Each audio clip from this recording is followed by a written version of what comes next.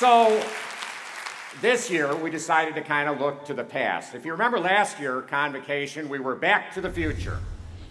But I think at times you can learn a lot from history and you can learn a lot from the past. And so today, I'd like to focus on another era, the last century, particularly the middle part of it, and particularly that century because they went through some significant challenges, and I do think there are some lessons and some wisdom from that era that would help us today. So some of these faces, it was interesting, I was coming in, somebody says, I don't know who any of those pictures are. Believe it or not, some of these people were very, very famous at one time. Some of us are old enough to remember them. I'm going to take you through just a section by decade of the 20th century. So I want to start out, 100 years ago, we were in World War I, which ended just about 100 years ago in November of this year. And right after that, we went into the 20s. And in the 20s, we had Louis Armstrong, and jazz was being played at that time. That was the era where women finally got the right to vote. At the end of that decade, we had the crash of Wall Street that led into the Great Depression. The jazz era came to life. Big band. Duke Ellington would take the A train. But some of the worst economics that we've ever had in this nation.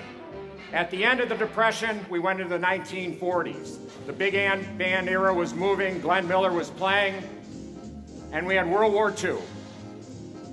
Our soldiers fought in the South Pacific, and they fought in Europe. It was a decade where the middle class started coming into being. And that led to the 50s, and this man, rock and roll, Elvis.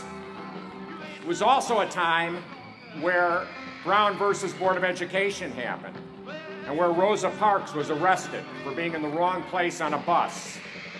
It was a tough time for our nation, but it was also the birth of the middle class. And that led to the 60s, which was probably one of our most turbulent decades of the 20th century. We had those guys singing, the Beatles. Some of you may remember them. We had the Vietnam War that divided the country. We had protests in the streets. In April of 1968, Martin Luther King was shot. In May, the next month, Robert Kennedy was killed in California. It was a turbulent time. It was 50 years ago. It was a very turbulent time for our country, and I want to look at that for a few moments. In 1967, 6 months before he was killed, Martin Luther King gave a speech to some middle school students. And I'm going to go back to this speech twice in this presentation, but I want you to hear this one quote from him from the beginning of that speech when he's talking to the students. Don't allow anybody to pull you so low as to make you hate them. I don't think there's really any words that are more important than those words for what's going on today. Never let anyone pull you so low to make you hate them. It seems right now we're being divided sometimes into so many groups, and people are using hate to make one group hate another. We can't let that happen, and we got to really push for respect. When you go back to 1968, and you're seeing some images here, on your right, you're looking at Martin Luther King's funeral. On your left, you're looking at the funeral of Robert Kennedy. And in between, you're looking at the summer of 1968 in Chicago, where the Democratic National Convention was held, and people were being beaten in the streets. It was a time of challenges 50 years ago, and today is also a time of challenges. I just heard this Kiki challenge. I don't know what you're talking about over there, what you guys are doing, but on the right, you got this laundry pod challenge where kids are taking a challenge and eating Tide detergent. I mean, it would almost be funny if it wasn't fatal. And on the left, you've got the students being evacuated from Parkland. And in between, we know what has happened to some of our privacy and social media and all of that hitting us all the time. And those are some of the challenges we're facing 50 years after 1968. When you look at a magazine cover and you read the title here, and you think about some of the things that we're seeing that are becoming more prevalent with our adults, our adolescents, and our children's. You know, I didn't even know what FOMO is. I had no idea what FOMO was. Carl Hooker is my person who tries to keep me in tune to some of this stuff. Does anyone know what FOMO means? Okay, well, I'm about the only person who doesn't know anything around here. But there is some truth to this. You go into a restaurant and the waiter will ask you, is everything okay? You haven't photographed your food. And you know, the kids today have a different definition of tan lines than what I was used to. And you know, when I took English class with Shakespeare, it was to be or not to be. It wasn't to post or not to post, or to like or not to like. You know, we are being bombarded 24/7, news cycles. Technology's coming at us all the time. And you know, Tom Murray, I think he said a lot of things that made a lot of sense the other day in terms of the use of technology. He wasn't anti-technology, but he did say we have to think about what we're doing. The technology, the devices we have, do have some positive elements to them. They keep us connected. They can allow us to be safe. You can catch up with world events anytime you want. At the same time, we can't forget the possible downsides to some of our devices and technology. It seems that we never take a break. We're always on. We never have time to be reflective.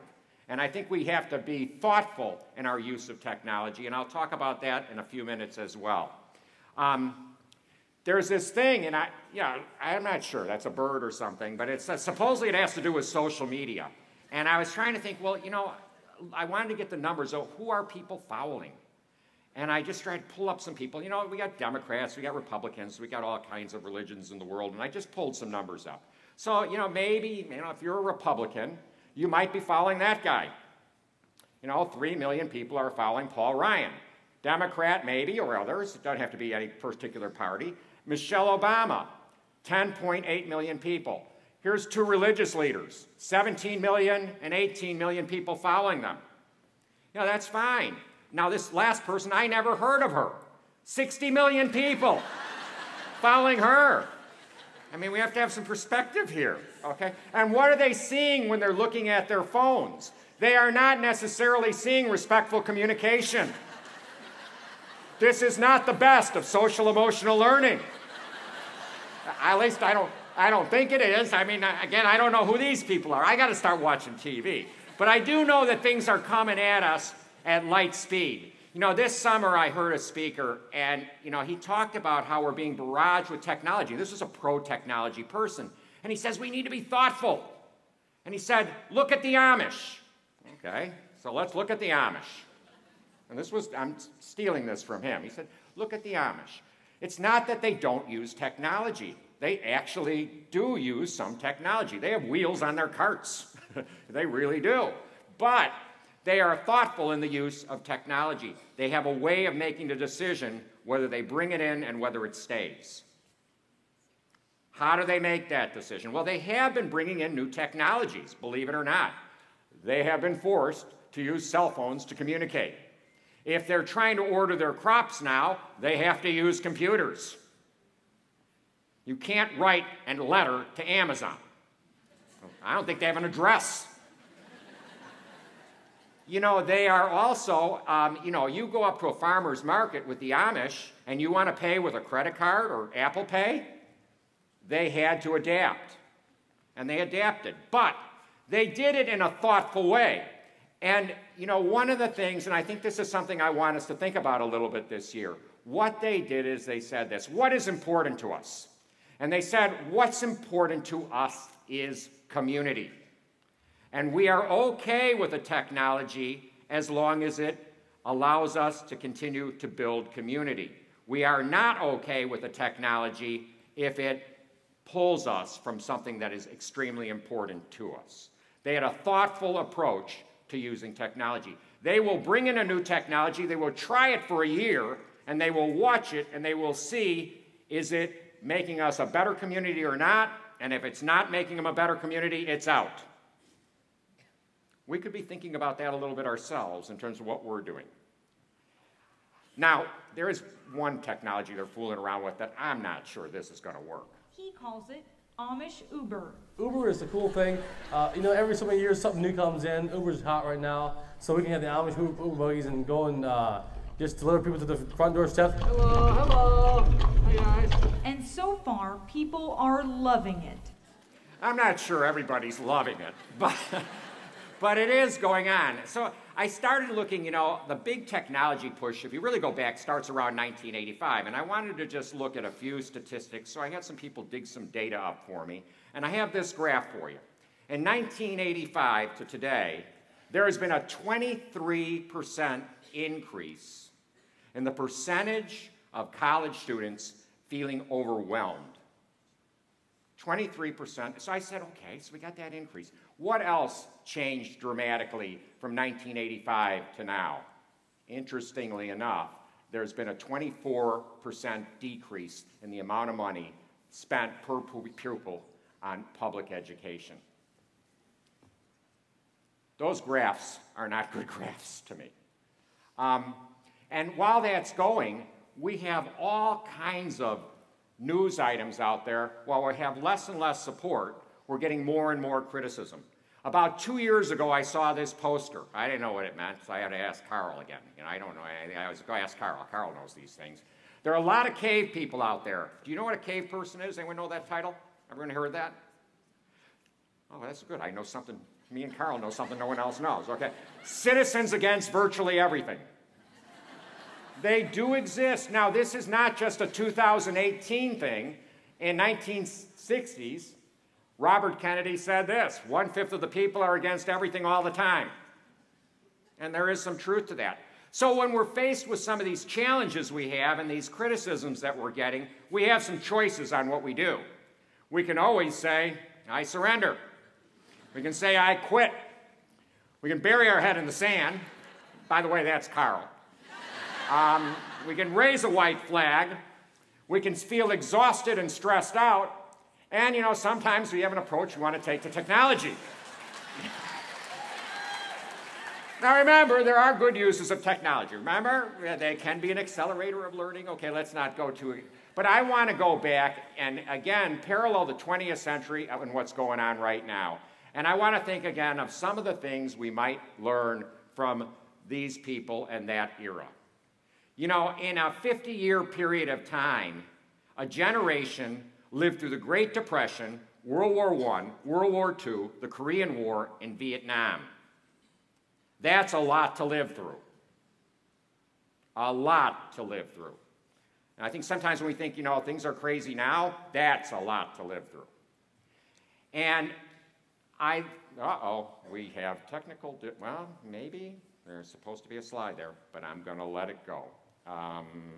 Okay, there was a great slide there, just here. Let me tell you about that slide. It had Duke, it had not Duke Ellington. Yeah, it had Duke Ellington on that. There it is. Thank you, somebody. But it goes to the point of living through some tough times. And it comes to a generation that was resilient. They had to be resilient. There was no choice. Quitting was not an option for that generation. Here's a few quotes from some people from that era. And I will not read them to you. Heck, I'll read one to you. I always liked Audrey Hepburn. Again, I don't even know who she was, but she was a good actress, okay? And she said this: nothing is impossible. The word itself says, I'm possible. And I want to go back to that speech that Martin Luther King gave to those middle school students. And toward the end of that speech, again, this is 6 months before he's assassinated. And toward the end of that speech, he tells them, no matter what happens, you can't quit. You can't give up. But he says it eloquently in these words. If you can't fly, run. If you can't run, walk. If you can't walk, crawl. But by all means, keep moving. And I think we have to keep that in our mind as we have the challenges that we have and we talk about resiliency. That's resiliency. Again, looking at these people, what can they tell us about how they survived that, what they thought was important? You know what they thought was important? That generation knew and thought that education, particularly public education, was critical. They believed that that was absolutely critical. And here's some of their words. This man started as a teacher on the Texas-Mexico border. He said, education is not a problem, education is an opportunity. Let me get to this. Nelson Mandela, education is the most powerful weapon which you can use to change the world. And we're the people that are on the front lines of that. Winston Churchill, where are my art and music teachers here? Winston Churchill, when he was asked to cut art funding to support the war, he responded, then what are we fighting for? What's the point? And Fred Astaire was just here a minute ago, and he said the hardest job kids are faced with today is learning good manners when they're not seeing. Now, this was back in the 40s they weren't seeing good manners. I don't know what Fred Astaire would say if he was seeing things here. Now, by the way, you know, Fred Astaire and Ginger Rogers, you know, Fred gets all the credit. Have you ever seen this quote?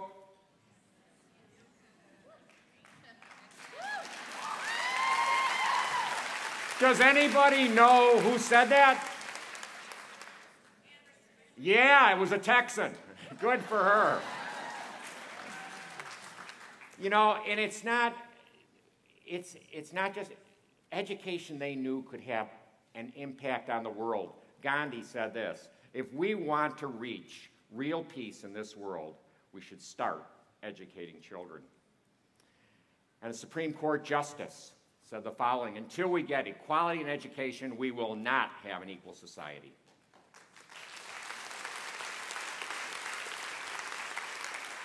Individuals make a difference. Not only individuals, but small groups of people can make a difference. Everyone in this room can make a difference. Here's a great quote from Margaret Mead. Never doubt that a small group of thoughtful, committed citizens can change the world. Indeed, it's the only thing that ever has. Take a look at the people in this picture. On the left, Malala, a young girl who is fighting to allow girls to be educated in schools in her country. What happened to her? She was shot in the head. She survived, and at 17, she was the youngest person ever to receive a Nobel Peace Prize. On the right, you have Mother Teresa in the slums of Calcutta, working with the poorest of the poor, trying to make a difference. Top picture in the middle, students across the country marching, they want safe schools.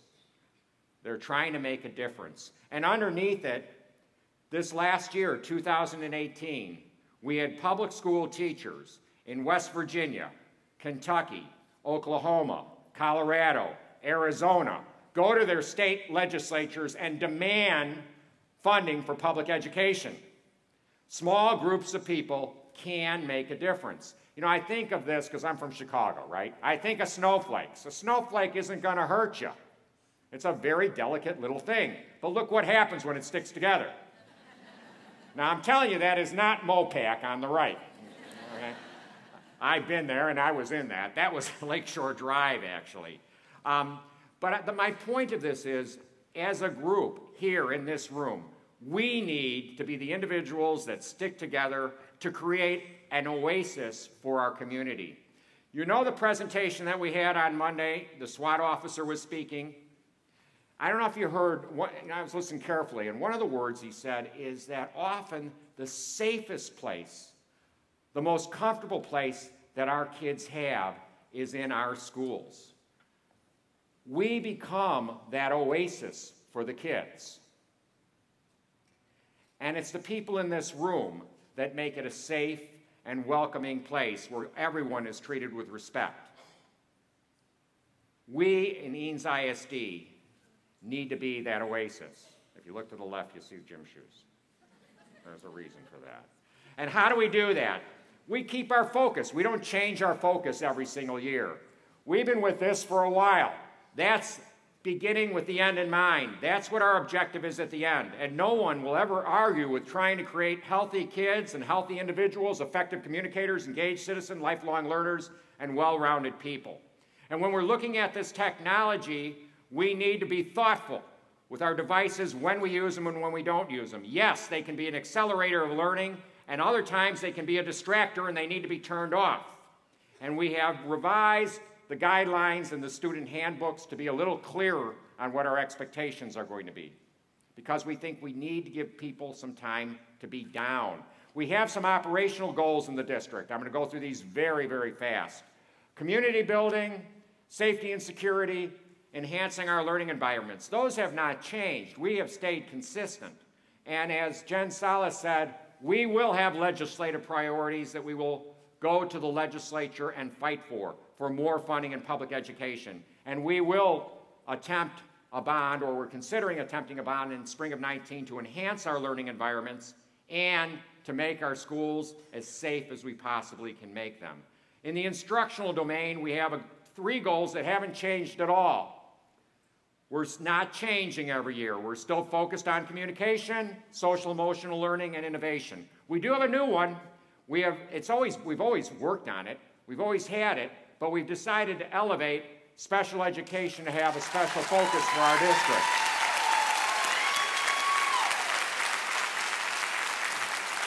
And that makes sense. Again, if you think about the things that we're seeing currently happening in our country, we have a lot of kids with special needs. I'm going to show you this slide fast, but the statistics are staggering. 6.5 million kids, whoops, I'm sorry about that, with disabilities in this country.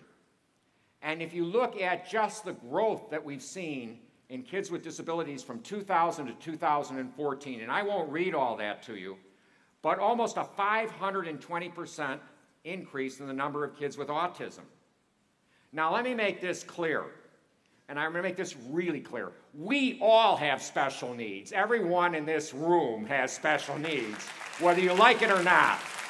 Okay, they may be emotional, they may be cognitive, they may be physical, but we have special needs, and we need to respect that in each other, and we need to respect that in all our kids. I love this quote that Molly gave me.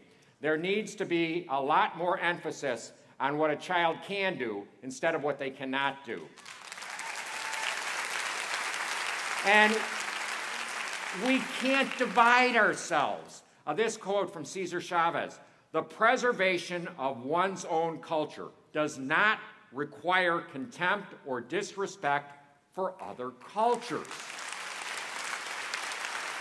You can be proud of who you are. You can be proud of your heritage. You don't need to knock someone else down to build yourself up. And we're seeing too much of that. We're seeing it in terms of race. We're seeing it in terms of gender identity. We're just seeing too much of that in our society, and we've got to be the group of people that swing the pendulum the other way. Because if we don't do it, nobody's going to do it. 1968, Chicago. I've got to keep going back to Chicago. So I was a little kid in 1968. Yeah, I'm the one in the wagon, but trying to drag my brother in, and he's saying, "No way, I'm going with you." And I remember 1968. I remember troops, National Guard troops in armored carriers coming down my street into Chicago to get to the Loop during the convention.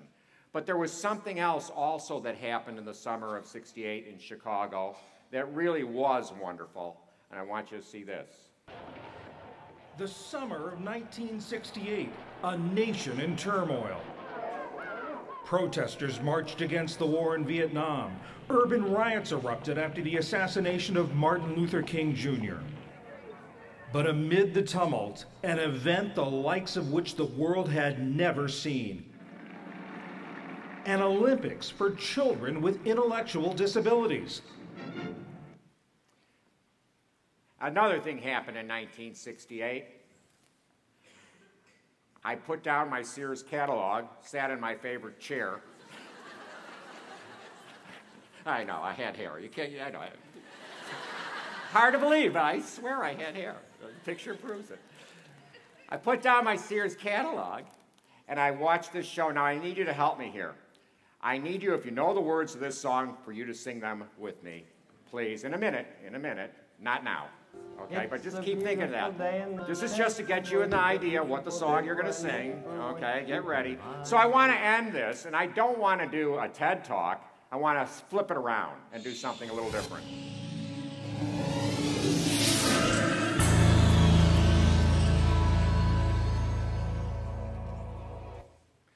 We would like to do a Fred Talk. So please sing along with Fred. It's a beautiful day in this neighborhood, a beautiful day for a neighbor. Would you be mine? Could you be mine? It's a neighborly day in this beautiful day, a neighborly day for beauty. Would you be mine? Could you be mine? I have always wanted to have a neighbor just like you. I've always wanted to live in a neighborhood with you, so let's make the most of this beautiful day.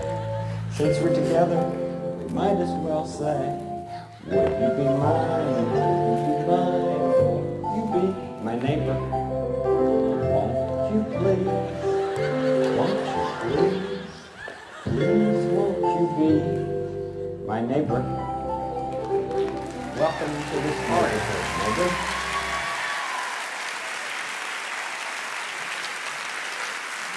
So it's pretty apparent that I'm not Fred Astaire. So sorry, guys, that's the best I could do. I'm going to focus on a couple of quotes from Fred Rogers, but here's the first one I'd like to focus on, and I'd like you to read this. When I was a boy, I would see scary things in the news. My mother would say to me, look for the helpers.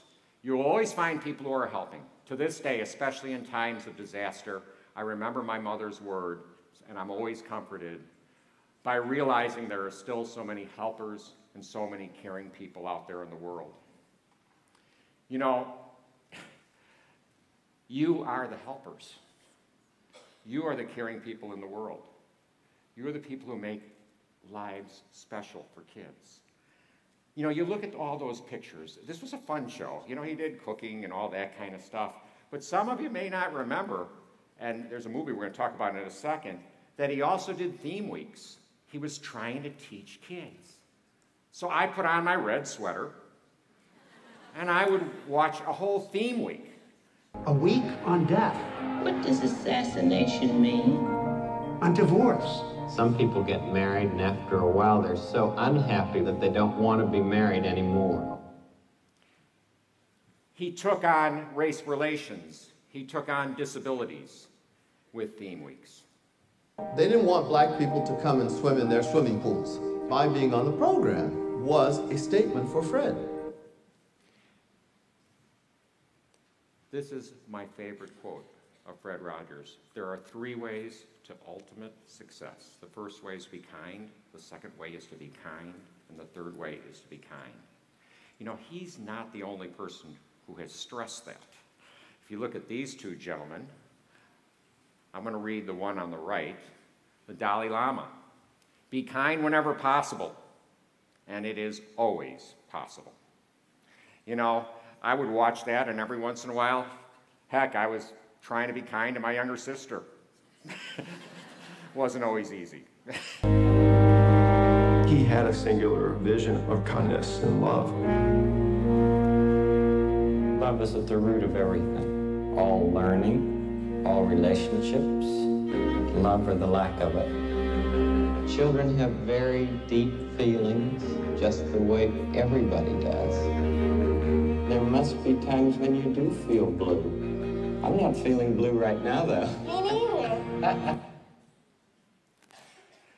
So one of the things I'd like us to do this year, let's just be a little bit like Fred. Let's be like Fred. I don't know if you've seen this clip, but in 1980, there was a 5-year-old boy that he brought onto the stage, and I'd like you to just listen to this. And I'm trying to remember his exact words because it's hard to hear at the very beginning, but it is something like, there's a lot of stuff that you're dealing with when you have disabilities. And so you'll hear him if you listen carefully at the beginning, but see if you can pick it out. When you're, this just shows you have a lot of things happen to you when you're handicapped, most of the time. But, and sometimes it happens when you're not handicapped. Of course. But you're able to talk about those things so well and help other people who might have the same kinds of things. Do you know that song that I sometimes sing called It's You I Like? I'd like to sing that to you and with you. Okay, sure. It's you I like. It's not the things you wear. It's not the way you do your hair. But it's you I like. The way you are right now. The way down deep inside you. Not the things that hide you. Not your fancy chair. That's just beside you. Another quote by Fred. And he was doing that with this boy. If you think about this quote, he was making him feel worth. We need to be focused, instead of tearing people down, on making sure they feel worthwhile. At the, hopefully I didn't click that too fast. Okay, good. At the Lifetime Achievement Awards, toward the end of his career, he was being given an award, and he was in the audience, and he did not know what was coming. He was in the front row, and he basically, when he saw what was happening, he lost it, and he jumped up, and he climbed over the stage to get onto the stage, because that boy he saw 20 years ago was back.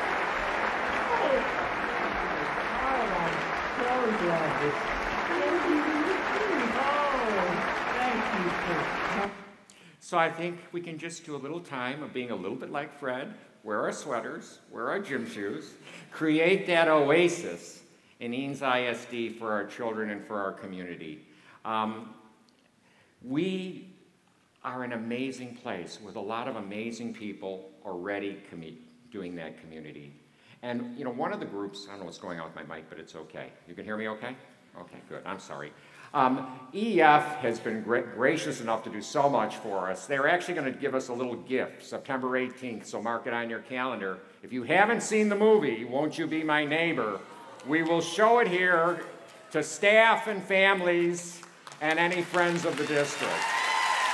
And thank you to EF. If you haven't, has anyone, how many people have seen the movie? Okay, so you know I'm taking some of the clips from there. Now, remember, it isn't released to September 6th. Yeah, Carl Hooker knows how to get videos that haven't been released. So I'm getting close to the end, and I want you to just stay with me just a little longer. You know, you are the people who are going to create the environment for our kids, but other people have created the environment that you grew up in. Other people have influenced your life. Fred Rogers, at that same ceremony that I mentioned a while ago, talked about 10 seconds. And I want you to listen to exactly what he says, and I'd like you to pretend you're in that audience and do exactly what he says, okay? So here we go. So many people have helped me to come to this night. Some of you are here, some are far away, some are even in heaven. All of us have special ones who have loved us into being. Would you just take, along with me, 10 seconds to think of the people who have helped you become who you are. Those who have cared about you and wanted what was best for you in life. 10 seconds of silence. I'll watch the time.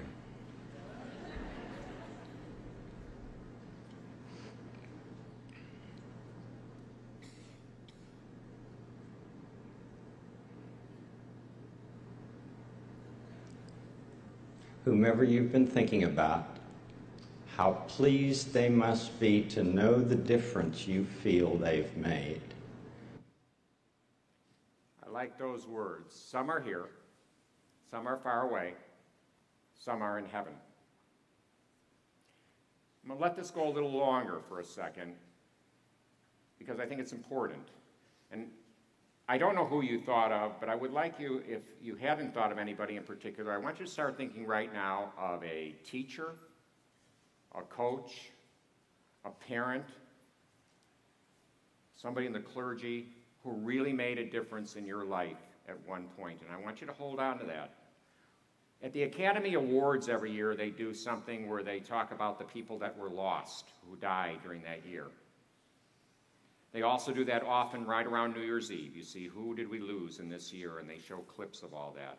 One of our trustees sent me an email during the summer, and she said, you know, since you've been here 5 years ago, there have been some pillars of Eanes that we've lost. And I don't know that I got them all, but I want to do something here, and I want to show you what we're calling a little bit of our memorial. And while we're showing that, if you know these people, think of them. And if you don't know these people, think of that person, that teacher, that coach, that parent who was meaningful in your life.